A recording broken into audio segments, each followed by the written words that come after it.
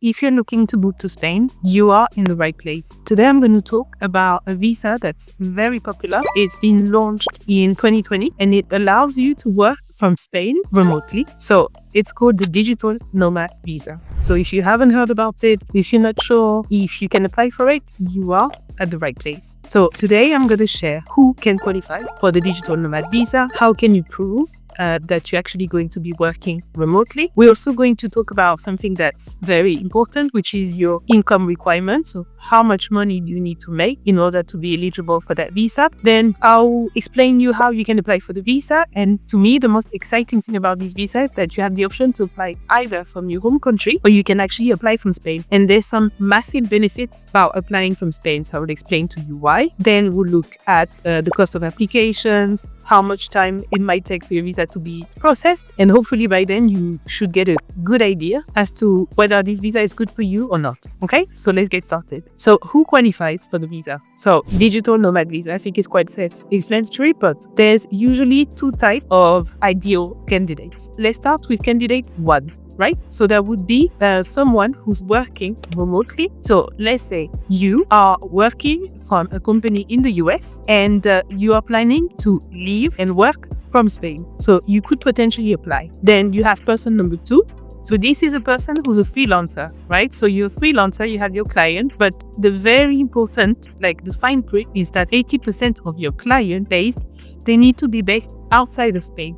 Only 20% can be based in Spain. So basically, for you to understand how the Spanish government thinks is that they want to make it easy for people to come and live in Spain, but also they want to look out for their people and they don't want people to come in Spain and take potentially local jobs. So it's really important that you're showing that wherever or whatever you do, you don't work for Spanish, you don't have Spanish clients, or you don't work for a Spanish company. Because if you're planning on moving to Spain working for a Spanish company, it's a completely different visa. So that's a different topic. Okay, so those are the two most, let's say, popular scenarios. Now, let's go back to scenario number 1. That is, if you're working for a company that is based outside of Spain. Okay, so Spain is going to ask you for some documentation to prove that actually, to show that you can work, that you're going to be working remotely. So what they're going to ask you are two main things. Number 1 is to show that you've been working for that company for at least 3 months. So to show that, you need to have a proof of contract, and you also need a written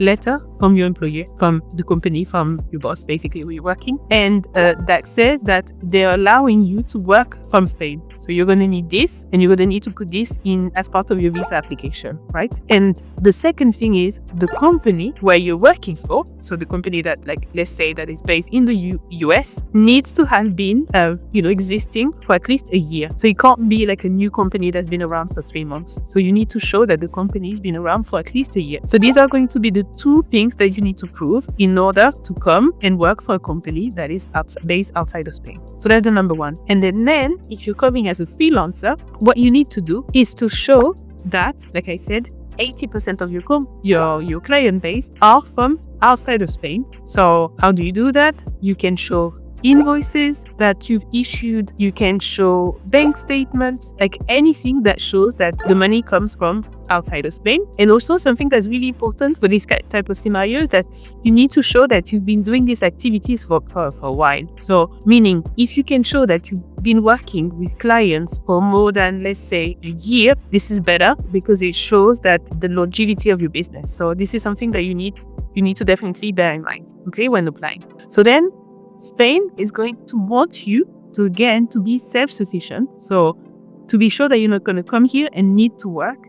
So that's why the number, like the other thing that Spain wants to kind of part of the requirement is like the monthly income or your annual income, however you want to look at it, that you're making. So it needs to meet like certain requirements. So I'll go through them. I'll check my notes because I don't want to give you outdated information, because bear in mind that every year that number changes. So if you're watching this video in 2025, these are the correct numbers. But if you're watching it in 2026 or beyond, make sure that you check the Spanish government and the latest information to make sure that you have the right data. But basically, the main applicant for the digital nomad needs to make 2,763 euros. And then that number goes crescendo. For example, if you are the main applicant, and then you're coming with one dependent. So then you need to make 3,799 euros a month. Then the story goes, if you're the main applicant and has 2 dependents, so then you will need to make 4,144 euros.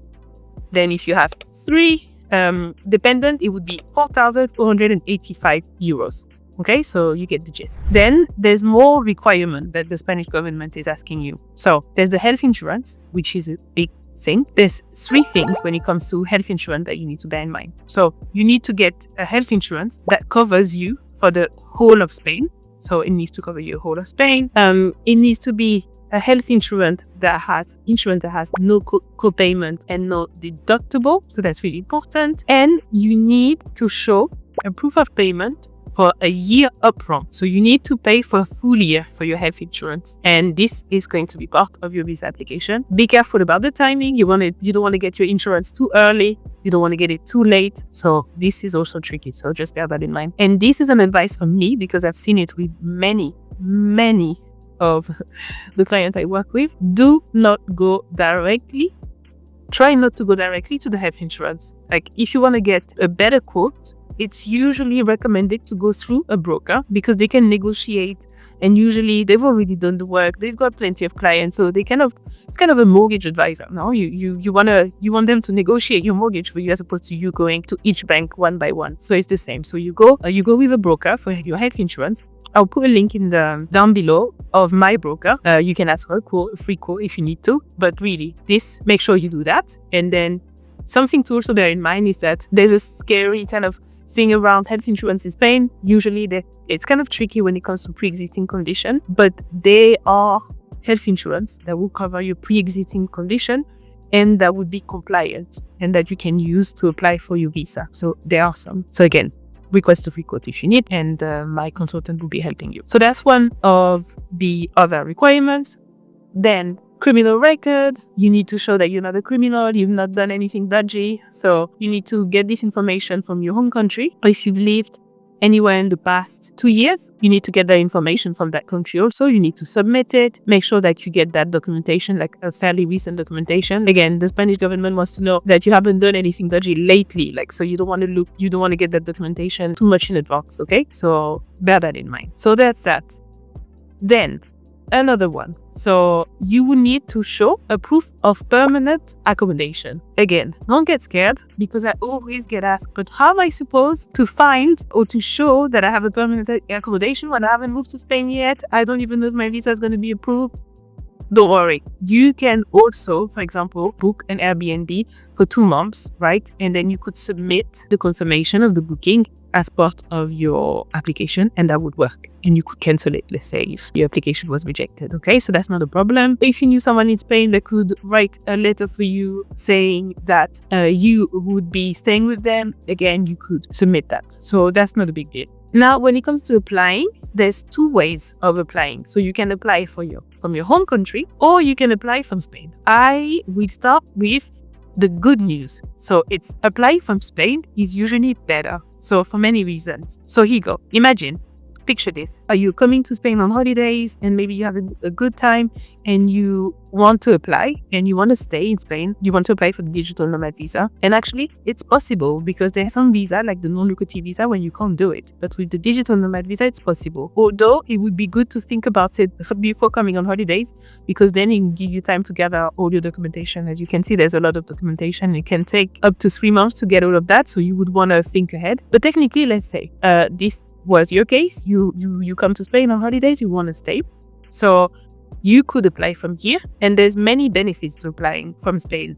First of all, once you've submitted your applications from Spain, the Spanish government has 20 days to give you a resolution, positive or negative, which is much better than if you're applying from your home country, because in your home country, it takes 3 months. So you definitely want to do that from Spain if you can. Then the second benefit of applying from Spain is that once you apply from Spain, an amazing benefit is that your visa could be for 3 years, which is amazing because when you apply from your home country, your visa would only be approved initially for 1 year. So you definitely would want, why wouldn't you want your visa to be for a longer period of time so that, so much headache about the renewal. I mean, it will come further down the line, but at least you have 2 years to spare. So that's also one of the benefits. And also, I mean, long story short, from Spain, it's easier because you don't need to go to your consulate back and forth, whatever you need to do from home. So depending on if this is an option for you, I find that applying from Spain can be beneficial for some people. So this is something that you need to bear in mind. Then another thing, when it also comes to the digital nomad visa, I must add that you need to prove that you have at least 3 years of experience or that you have a bachelor degree. That's also very important. And as of late, the Spanish government is quite picky around showing this. You need to be able to showcase, like I said, so your degree, or you need to showcase that you've been working in an industry for at least 3 years. And this, you need to gather documentation so that it can show that you are kind of a well-versed or at least a seasoned worker. So this is something that the Spanish government will look out for. So now, timeline we covered, but let's talk about money, cost. So when it comes to cost, usually the application, so the price varies depending on the different consulate you apply from, but on average it can be $80 to apply. And then what you need to bear in mind is that a lot of your documentation needs to be notarized, it needs to be legalized, it needs to be translated. So these are extra costs that you want to bear in mind. You need to pay for your health insurance upfront. So again, those are different, there's a few costs. Not hidden costs, but costs that are definitely there. So have this in mind. And then, I mean, that's if you do it on your own.